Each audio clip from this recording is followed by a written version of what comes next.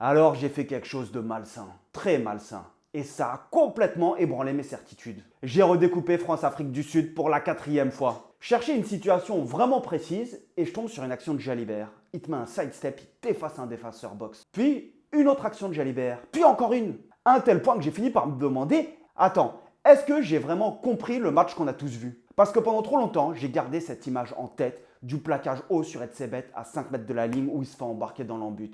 Et cette image, elle est restée gravée au même titre que sa pénale touche qui dévisse totalement. Tu sais, le genre d'image qui s'imprime dans ton cerveau au point d'occulter tout le reste. Mais est-ce qu'un match et une prestation se résument à une image? Est-ce que deux actions négatives peuvent occulter tout le positif? Et ça m'a amené à la question, est-ce que Jalibert a vraiment raté son quart de finale? Donc j'ai repris sa performance, action par action, en essayant d'être factuel, sans juger, bien sûr trop subjectivement. Et franchement, ce que j'ai trouvé, je m'y attendais pas et je vous le partage. On va commencer par l'aspect offensif. Dans le jeu, la défense sud-africaine, elle est réputée pour être ultra agressive. Elle l'était déjà en 2023, elle l'est toujours en 2025. Autant aujourd'hui, à l'heure actuelle, j'ai l'impression qu'ils montent fermer les extérieurs beaucoup plus fort et qu'ils te laissent un petit peu plus de marge pour le 10 pour manœuvrer, mais les attaques ont évolué depuis 2023. Autant en 2023, sur ce match-là, ils avaient précisément ciblé Jalibert. Et surtout, il y avait un joueur qui montait extrêmement fort sur Jalibert et les deux autres, les deux leaders d'avant, ne montaient pas sur Dupont. Il y en avait un, vous allez voir, qui le faisait chier en tapant sur ses mains, etc. Parce qu'on avait le droit d'emmerder le 9 à cette époque-là. Mais sinon, il laissait Dupont porter le ballon. Et c'est là où je me suis rendu compte qu'il avait rendu une prestation quasiment parfaite sur les ballons qu'il a eu à négocier. En laissant de la place à Dupont pour manœuvrer, Dupont est un danger sur les bords de ruck. Si tu essayes de monter sur lui, il a cette faculté aussi à t'éliminer. Là, ils l'ont laissé porter le ballon, mais du coup, plus il portait le ballon, plus le premier défenseur montait sur Jalibert. Et donc Jalibert ne se retrouvait pas forcément avec des ballons faciles à négocier. J'ai pas gardé toutes les situations sur Dupont, mais mate celle-là. Tu vas comprendre mon point de vue. On se retrouve sur une situation avec deux leaders défensifs qui défendent en zone normalement, avec le second pour empêcher Dupont de démarrer, sachant que le premier est un pilier. On voit Jalibert qui tape dans ses mains pour appeler le ballon, car la situation en fait elle est ultra bonne à jouer. Le second leader, c'est Snyman, un second ligne. Il se bloque instantanément lorsque Dupont démarre et porte le ballon. Il sait qu'il doit défendre et qu'il doit rester dans cette zone. Du coup, si Dupont lâche son ballon, mais le coup, il est gagnant. Il est gagnant à 10 000%. On voit Jalibert qui se décale parfaitement de quelques pas avant de recevoir la passe. Ces quelques pas, en fait, vont lui permettre de venir attaquer directement l'avant-dernier défenseur et de négocier un 3 contre 2. J'ai pas envie de dire que c'est gagné, mais c'est une situation favorable. Et là, incompréhension totale. Dupont ramasse le ballon, se retourne et envoie une triple sautée pour l'ailier directement. Envoyer des triples sautées comme ça quand c'était sur des bords de ruck, c'est des choses qu'on a déjà vues par le passé et notamment on le fait très bien sur des inversions, c'est-à-dire que tu utilises ton bloc 10 et sur le retour, bam, t'envoies une triple sautée. Et ça a déjà matché à des moments, hein. Bien sûr, on a déjà gagné du terrain. Mais il y a quand même un principe simple au rugby, c'est qu'une sautée annule un surnombre. Parce que quand tu sautes, le ballon il va flotter dans les airs et pendant le temps de suspension, les défenseurs ils ont le temps de se décaler. Du coup, triple sauté, surnombre annulé, situation positive qui n'est pas jouée et d'une situation où on avait un décalage qui pouvait être ultra favorable, on va se retrouver sur une situation négative où on perd du terrain. Je te propose une autre situation. Après un pivot, Jalibert esquive une défense en pointe avec son fameux side step comme il va le faire à de nombreuses reprises dans le match, tu vas voir. La libération est propre et on est organisé pour jouer avec notre bloc 10, Jalibert dans le dos, Antonio en +1. Au moment où Toto va prendre le ballon, il y a Colissi qui impacte le ruck. Dupont recule et là, on le voit parfaitement. On est dans les 22 mètres adverses, un ballon un peu cafouillé, il y a 3 avants de dispo. Il y a clairement l'option Movaka. Movaka sur ce match, il est vraiment en train de marcher sur l'eau. Il n'y a rien qui presse Dupont, mais il va décider de prendre la pire option possible. Il va envoyer encore une longue passe lobée en direction de Penaud. Sur le temps de passe, il y a Dialende qui accélère et en avant de Penaud. Et en revoyant ce match, on a un Dupont qui pour moi a un peu surjoué. Alors, le fait qu'il ait surjoué, j'ai pas envie de dire c'est négatif puisque Dupont, il est capable en surjouant de te sortir des situations, mais de barjo, il est capable de faire des trucs de malade. En revanche, là, il n'avait pas joué, il avait la fracture du plancher orbital. Il avait subi cette pression en Coupe du Monde à domicile, capitaine de l'équipe de France, est-ce qu'il va jouer le quart, est-ce qu'il ne va pas jouer le quart, etc. Et sur ce match, tu as l'impression qu'à des moments, il veut en faire trop. Après, c'était peut-être les consignes du staff aussi. Avant de reprendre, j'ai envie de vous parler d'un projet qui peut paraître totalement anodin, mais qui honnêtement peut vraiment changer les choses pour le rugby français. Il y a un petit éditeur indépendant en France qui se bat pour traduire un manga japonais. Un manga entièrement consacré au rugby. Et quand j'ai vu le pitch, je me suis dit, ok, ça peut vraiment changer notre sport. Parce qu'on a tous grandi avec des mangas qui nous ont construits. Il y a eu les générations DBZ, il y a eu les One Piece, il y a eu les Naruto. Chacun a eu son truc et toutes ces histoires-là, elles nous ont appris le courage, la persévérance, l'amitié. Elles ont marqué des générations entières. Imaginez qu'une nouvelle génération découvre ces valeurs à travers notre sport. Imaginez des gamins qui dans 10, 20 ans vont dire « Moi, j'ai découvert ce sport grâce à ce manga ». On sait que le rugby a besoin de se renouveler, de toucher un nouveau public, d'inspirer des jeunes. On cherche tous comment faire grandir notre sport. Par les clubs, par les écoles, par les médias, par les réseaux sociaux. Eh bien, la culture japonaise, les mangas, c'est un levier mais énorme pour toucher une autre audience. Une audience fidèle, passionnée, curieuse. Un manga, ça peut déclencher des vocations tout simplement. Donner envie de comprendre le jeu, de s'identifier à ses personnages. Et c'est exactement ce que je propose. Et ce qui est dingue, c'est que c'est pas un gros groupe qui porte ça. C'est un petit éditeur français indépendant qui met ses tripes sur la table. Riku, un ancien prodige du rugby brisé par une blessure, retrouve la phrase grâce à Akira, un joueur instinctif mais brouillon. Ensemble, ils fusionnent stratégie et instinct pour réinventer le rugby de leur lycée et défier les plus grandes équipes du Japon. C'est une histoire d'amitié, de dépassement de soi et de renaissance où deux garçons vont redécouvrir ce que signifie vraiment jouer au rugby. Le projet est lancé sur Ulule et tu peux participer à partir de 1 €. Franchement, même 5 €, j'ai envie de te dire, c'est rien si ça permet de développer un petit peu plus notre sport. Ça peut faire la différence en fait pour lancer un manga qui peut marquer une génération entière et surtout faire pénétrer le rugby dans une autre culture. C'est un petit geste pour un truc qui peut avoir énormément d'impact. Et pour tous ceux qui hésitent encore, dans les participants, il y a un tirage au sort pour gagner 2 places pour le match France-Irlande. Donc voilà, si vous voulez soutenir un projet qui est passionné, aider le rugby à se raconter autrement et peut-être transmettre quelque chose aux joueurs de demain, le lien Ulule est juste dans la description et dans les commentaires épinglés. N'hésitez pas même à partager à vos proches. Et on continue. Donc Dupont sur ce match a quand même beaucoup porté le ballon. Mais on y est habitué à ça. Mais Jalibert a eu des ballons. Et les ballons qu'il a eu à négocier, c'est ceux que Dupont n'a pas portés. Et là, les options, elles étaient claires. Aller chercher les extérieurs et toucher les couloirs le plus rapidement possible. Ça fait partie des principes du rugby. Et il l'a très bien fait à de nombreuses reprises.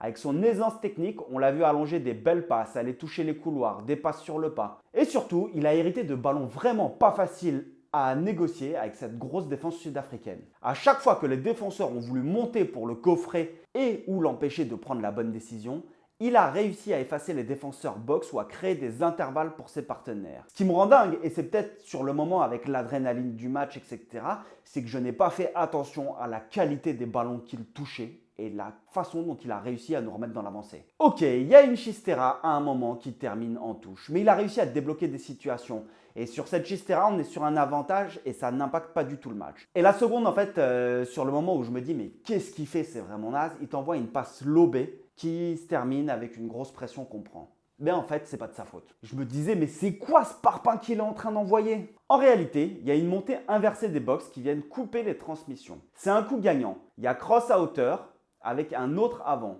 Ramos est entre les deux. Je pense que ce qui est prévu, car on les voit communiquer avant l'action, c'est de toucher Ramos entre les deux ou directement pour Fickou pour aller jouer plus loin. Et là, si tu vas jouer plus loin, c'est un coup gagnant. La montée, elle est tellement agressive pour couper les transmissions qu'on le voit ajuster ce qu'il veut faire et plutôt que de faire une passe vrillée, il envoie une passe lobée. Elle est parfaite pour Fickou. Et là, je ne comprends pas pourquoi. Cross saute pour toucher le ballon du bout des doigts. Un réflexe vraiment très con, comme quand tu es au ski, que tu te casses la gueule et que tu restes accroché au tire-fesse en te disant que tu vas réussir à te remettre debout pour terminer la montée. Mais là, sur cette action, s'il ne touche pas le ballon du bout des doigts, mais c'est coup gagnant, je suis quasiment sûr que ça va au bout. Et il ne se contente pas en fait là sur ce match d'être un gestionnaire ou un distributeur.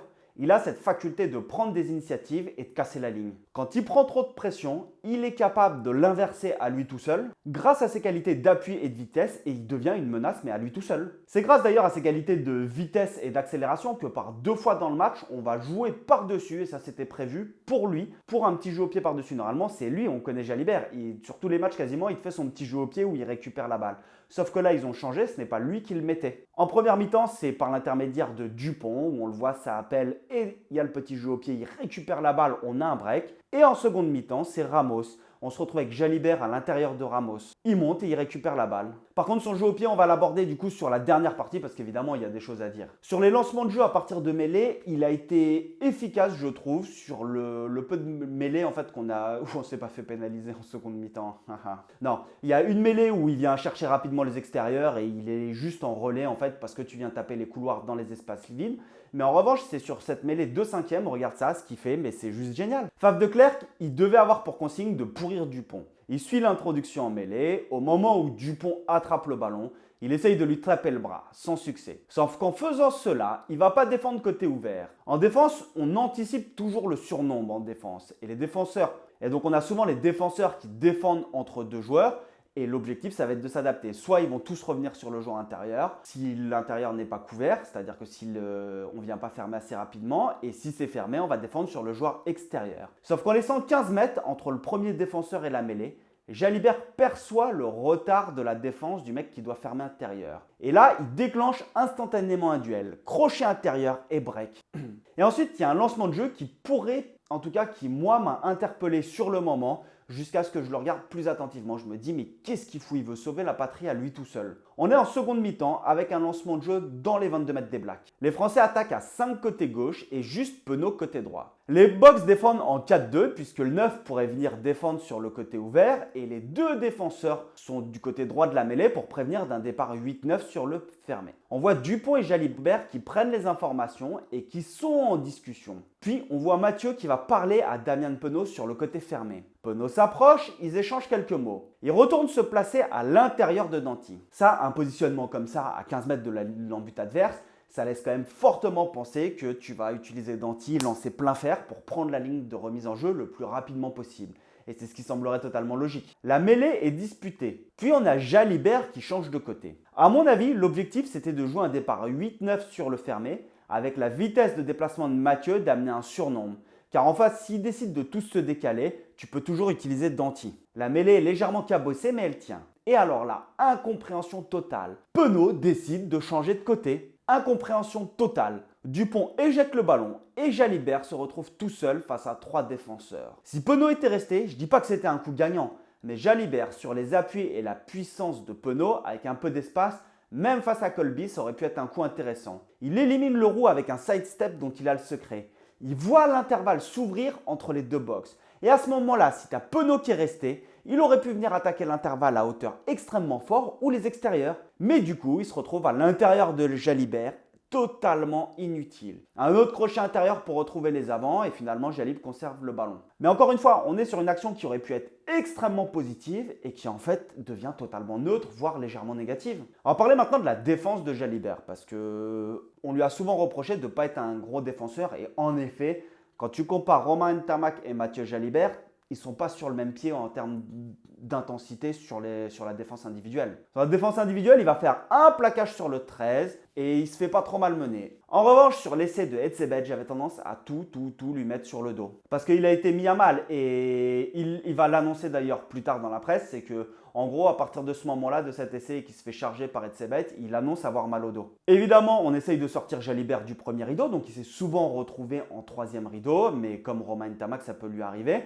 Sur les duels aériens, il a plutôt été propre, sauf sur un seul. Et en gros, on a l'impression qu'il n'est pas propre parce qu'il est en retard. Je pense que c'est Louis Bielbiarré qui ne lit pas bien la situation. Tu as Jalibert qui est dans le R3 pour couvrir d'un éventuel 50-22. Le 10 monte une énorme quille, mais contrairement à la plupart des chandelles, elle est relativement courte. Du coup, Jalibert monte, mais pas assez rapidement pour être efficace à la retombée. L'autre grande saucisse des box, il saute et il attrape le ballon comme un receveur de NFL. Les deux bras tendus en haut, tu vois, en jumpant, il t'attrape le ballon comme ça. Mais là, si tu as du retard et que tu peux pas te jumper et aller le contester de la même manière, bah, tu l'auras jamais le ballon. Après, il envoie quand même une ou deux contre-attaques du troisième rideau, notamment une où il est ultra efficace, évidemment, avec ses appuis.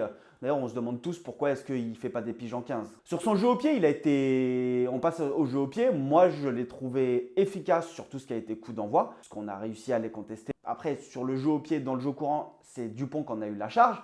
En revanche, on peut lui reprocher deux choses sur son jeu au pied. La première, c'est ce petit jeu au pied pour aller enfermer les box dans leur camp qui est contré. Dupont porte, et encore une fois, et mobilise des défenseurs. Mais en portant avant de donner à Jalibert, Jelonge, qui est à l'extérieur de Jalibert, a déjà déclenché sa course. Flamand passe à vide et Dupont donne dans le dos à Jalibert. Mais à ce moment-là, Jelonge se retrouve devant Jalibert. Il va essayer de ne pas gêner la montée défensive. Mais du coup, deux défenseurs se dirigent vers Jalibert. Alors là, pour mettre un jeu au pied rasant entre deux box qui encerclent un Français, c'est compliqué. Mais là, sur cette action, il n'a pas le temps de réagir et de s'ajuster, de faire autre chose en fait. S'il fait autre chose, il va se faire défoncer par deux mecs. Ça va trop vite. Soit Dupont n'avait pas apporté le ballon car en le faisant, il déconnecte le reste de l'attaque. Soit c'était les consignes et c'est très bien joué car il arrête 4 box, il ne faut pas l'oublier. Et c'est Jelonge qui n'est pas dans le bon timing dans son placement. Et là, du coup, c'est là où c'est compliqué. Tu vois, c'est facile de chercher Jalibert qui se fait contrer. Mais si tu regardes l'action, tu as Jelonge qui est devant lui, donc qui potentiellement lui obstrue la vision. Et s'il y a un jeu au pied et que c'est Jelonge qui compte, c'est pénalité contre la France. Il ne faut pas l'oublier. Et le second, il n'y a pas d'excuse. C'est une faute technique. C'est une faute technique qui nous coûte cher. Seconde mi-temps. Pénalité pour les Français, on récupère un ballon bien gratté. Et là, il dévisse totalement et il te trouve une pénale touche dans nos 22 mètres. Dans son entretien post-mondial, Galtier il revient sur cet arbitrage où il explique qu'il considère l'arbitrage de certaines actions clés du quart de finale comme des faits de jeu, en rappelant qu'il y a deux équipes et un corps arbitral et que sans respect de l'arbitre, ce sport n'existe pas. Dans la même séquence, il parle d'une mêlée de fin de match précédée d'un mauvais jeu au pied et enchaîne ensuite sur le cas de Jalibert évoquant très clairement le jeu au pied de Jalibert qu'il qualifie de surprenant et capable de jeter un froid. Il explique que le jeu au pied de Jalibert est capable de faire douter l'équipe, qu'on perd de l'énergie à ce moment-là et qu'on voit des joueurs qui commencent à trop penser. Même si au final ce jeu au pied qui va directement en touche vu que c'est une pénalité ne coûte pas de points. Et Galtier annonce quand même évidemment qu'il est solidaire de tous les joueurs et blablabli et blablabla. Mais en fait je trouve ça dur de reprocher, de charger Jalibert pour ce jeu au pied dévissé. Bien sûr que c'est une faute technique. Mais dans ce cas, Ramos à un moment, il t'envoie un renvoi aux 22 mètres directement en touche qui nous coûte une possession de balle évidemment. Mais dans nos 22 mètres, il y a ce jeu au pied aussi contré de Ramos sur cette pénalité. Alors oui, Colby part en avance, mais mis à part ça, ça reste une pénalité qui est contrée. Et donc du coup, c'est comme s'il y avait deux traitements différents, un pour Jalibert et un pour Ramos. Et je ne dis pas qu'il faut charger les joueurs, hein, c'est pas du tout ce que je dis. Je ne dis pas que Jalibert il a été parfait au pied, loin de là. Si tu veux aller plus loin sur Jalibert, je t'encourage à regarder la vidéo que je vais mettre là juste à la fin dans les suggestions sur son avenir en équipe de France où je rentre un petit peu plus en fait dans le vif du sujet. Elle est sur la partie membres parce que je passe énormément de temps à analyser des matchs, les découper, produire des vidéos. Même si vous le savez, il y a des collaborations que je fais avec des marques de temps en temps que je vous propose. Évidemment, ça ne paye pas les factures. Et ce n'est pas forcément les revenus YouTube non plus qui payent les factures. Et j'aimerais bien me consacrer à temps plein à la chaîne. Et donc là, je vais m'imposer le fait de sortir au moins une vidéo par semaine pour les membres supplémentaires sur des analyses, sur des spécificités, etc. Il y a 3 façons de souscrire. Soit tu peux faire un don de 5 € par mois. Soit tu peux prendre un abonnement à 10 € par mois en fait pour des analyses supplémentaires. Ou soit si tu veux vraiment soutenir la chaîne, il y a une partie à 30 € par mois où je mets un petit peu plus de contenu vraiment plus spécifique. Et c'est surtout pour soutenir la chaîne. Après, je compte aussi sur vous pour me donner des idées sur les analyses supplémentaires que vous aimeriez avoir dans la communauté. Et j'ai vraiment envie de pouvoir vivre de manière indépendante grâce à cette chaîne. Mais sachez que quand vous donnez 10 €, il y a YouTube qui en prend environ 35% et ensuite je paye 25% de charge. Donc il y a aussi quand même pas mal de frais derrière. Pour l'outro, on pourrait résumer du coup le match de Jalibert de cette manière. Ouais, il y a eu 2 mauvais jeux au pied. Il y a eu ce plaquage où il se fait embarquer par Etzebet. Et quand il se fait embarquer par Etzebet, je ne l'ai pas décrit dans le reste de la vidéo, mais on le voit en fait, c'est-à-dire qu'il vient en haut, si Fickou vient en bas, et ben, je pense qu'on peut l'arrêter, sauf que le problème c'est que Etzebet joue tellement bien le coup que Fickou ne se retrouve pas dans la capacité de venir l'attaquer en bas, ou alors peut-être qu'il ne fait pas l'effort. On est sur un temps extrêmement faible où les box ont un avantage en cours, on est en train de subir à 5 mètres de notre ligne, ça il ne faut pas l'oublier. Mais si on s'arrête uniquement sur ces 2 actions, on passe, je pense, à côté du match de Jalibert dans sa globalité. Sa capacité à jouer sous pression, à casser la ligne, à remettre les Bleus dans l'avancée, à créer des situations positives face à la meilleure défense du monde. Alors maintenant, j'ai une question pour toi. Est-ce que Jalibert a raté son quart de finale? Ou est-ce qu'on l'a jugé avec un prisme totalement faussé depuis 2 ans? Est-ce qu'on va continuer à réduire un match entier à 2 actions négatives? Ou est-ce qu'on est prêt à voir enfin ce que fait un 10 de très haut niveau dans un match à élimination directe?